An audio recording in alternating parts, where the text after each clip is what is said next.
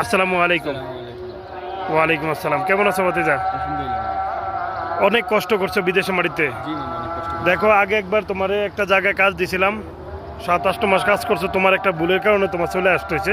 এটা কপিলের দোষ আছিল না, তোমার ভুলের কারণে। আল্লাহ নামলে আবার দাম্মাম গেছো তোমার আপন মানুষের কাছে, সেখানে যাইও কিন্তু তুমি ধরা গেছো, রাস্তায় যায় ঘুমাইছো, তোমার নিজের কোনো কষ্ট করছো, ঠিক না? তুমি আবার আমার কাছে কান্না করে আবার আমার কাছেই চলে আসছো না? আজ যে আসার পর যে তোমার কি সে কাজ দিলাম, এখন কফি শপে দিতে পারছি।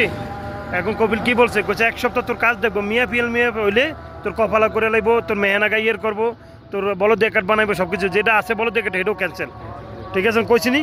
তুই তো আরো বুঝাস কিছুটা, তাহলে 1 সপ্তাহ তুই ঠিক মতো কাজ করতে হবে। কাজ না দেখাইতে পারস, কপিল যদি বার করে দে, এটা দাখেল আমি না, দাখেল আমি, তাহলে তুই কি করতে হবে? গাড়ি গোল করে যেদিকে মন সেদিকে চলে যেতে হবে, আর দেখতে পারতাম না, কতবার দেখুন। যাই হোক, তারপর তো এটা তো বেলা দেখলাম, তো এটা কইলাম এই হলো তোর কফি শপটা। দেখছি তো এটা ভিতরে মহিলা আছে দিকে, ভিডিও ভিতরে তো করতে পারলাম না, এই যে ভিতরে কাজ। ঠিক আছে, তাহলে সুন্দর মতো কাজ করবা, ঠিক আছে? এই যে ভিআইপি হোটেলের ভিতরে দিল কাজটা, এই কফি শপটার ভিতরে তোর কাজ, ঠিক আছে? সব তো দেখছ, মুদির লোক তো কথা কইছ, তাহলে সুন্দর মতো কাজ দিয়ে কোম্পানির ভালোবাসা দিবি, ঠিক আছে?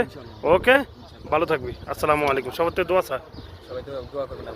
ওকে, তোর বেশি আপন লোক হলো রবিন ভাই, রবিন ভাইয়ের লেগে দোয়া করো, রবিন ভাই আমার লেগে দোয়া করেন। ওকে, রবিন মামা আমার জন্য দোয়া করবেন। আচ্ছা, ওকে।